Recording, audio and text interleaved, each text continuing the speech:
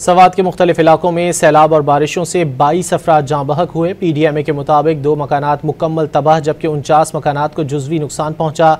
सैलाब के बाद की तबाहकारियों की ताज़ा तरीन सूरत हाल जानेंगे डॉन न्यूज़ के नुमाइंदे मुराद अली खान से। मुराद अली खान बताएगा मज़ीद क्या तफसीलात सामने आ सकी हैं PDMA की जानिब से।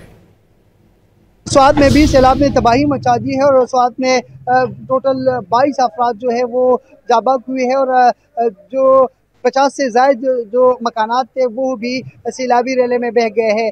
दरियाई स्वात के किनारे जितने भी होटल रेस्टोरेंट थे उसको भी काफ़ी नुकसान पहुंचा है और जो खसन मिंगवरा के वस्त में बहने वाले जो नदी है उसने भी काफ़ी नुकसान पहुंचा दिया है। न सिर्फ मकानों को बल्कि जो यहाँ इस वक्त मैं मिंगवरा बाज़ार में मौजूद हूँ और ये मकान बाग है और यहाँ पर जितने भी दुकानें थी उसको भी काफ़ी नुकसान पहुंचा है। साथ में जो मिंगवरा पुलिस स्टेशन है उसमें भी सैलाबी पानी दाखिल हुआ था और वहाँ पर भी काफ़ी नुकसान हुआ है।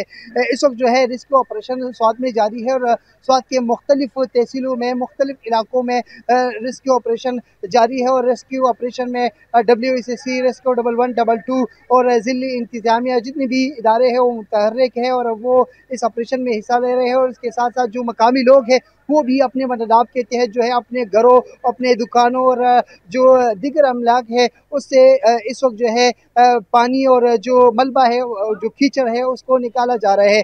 इस वक्त आप इस साइड पे भी देख सकते हैं यहाँ पर जो है ये जितनी भी दुकान है और इसमें पानी दाखिल हुआ था और आप इस साइड पे भी देख सकते हैं कि यहाँ पर जो मकामी लोग हैं जो वो खुद इमदादी कार्रवाइयों में मसरूफ़ है। बहुत शुक्रिया मुराद अली खान इन तफसीलात के लिए।